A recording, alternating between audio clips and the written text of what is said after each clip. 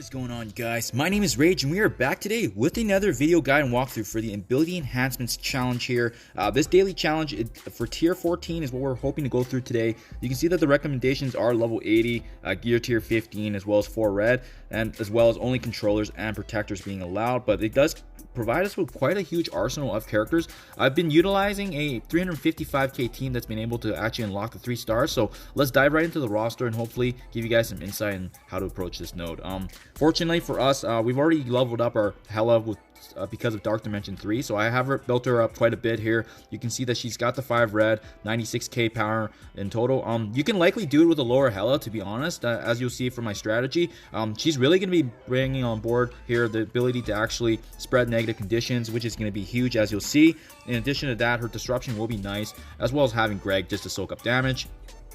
Next, we are bringing on board here, it is going to be Emma Frost, providing additional protection and cleanse. For her, it's just going to be able to have that blind for our enemies as well, and being able to kind of strip away their negative conditions, or excuse me, their positive buffs whenever we get the opportunity to do so.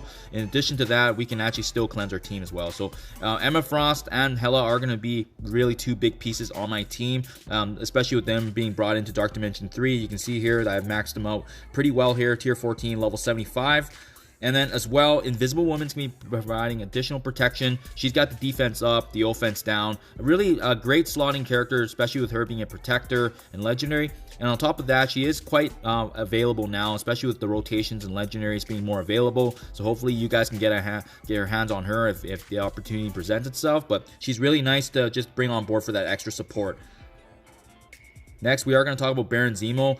Baron Zemo is probably going to be the bulk of the damage, to be honest. With him, I have built him up quite a bit as well. You can see tier 12, level 65, but no T4s on his abilities. And really with him, we're going to capitalize on the fact that the enemy operators were up against our minions. So you bet we're going to utilize his abilities.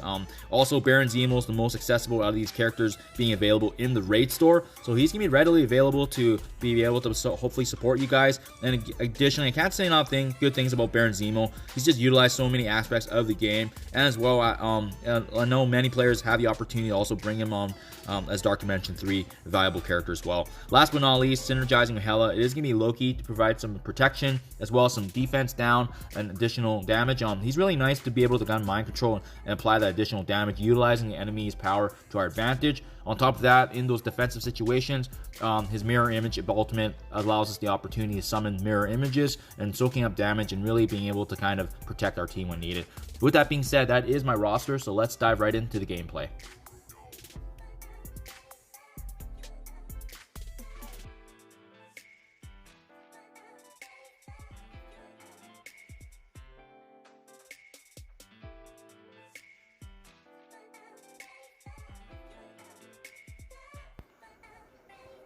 Starting off here, you're going to see that, the main mission of this is actually just going to be defeating those enemy operators, and that's why it's so essential to have Baron Zemo. We go ahead and ult the first one there and combo that up with Loki's special ability because of the defense down and additional DPS. So even though our Loki's not built up, you can see that's going to provide amazing advantages for us because now we can utilize Hela's ultimate, spreading all those negative conditions, and that's exactly why this team works so well together, because of the fact that those synergies work as well.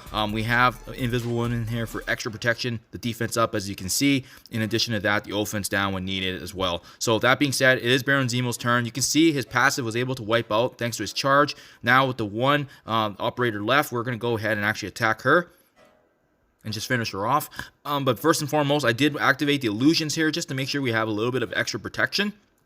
And what that's going to do is, by taking out those 2 now, we are able to actually now utilize Invisible Woman here to just, be able to have that extra. I didn't actually use her offense down just yet. I'm saving that for the next wave. But we can actually go ahead and just finish off Namor here because he's not really that big of an issue for us, especially with him being beaten down from the previous attacks already.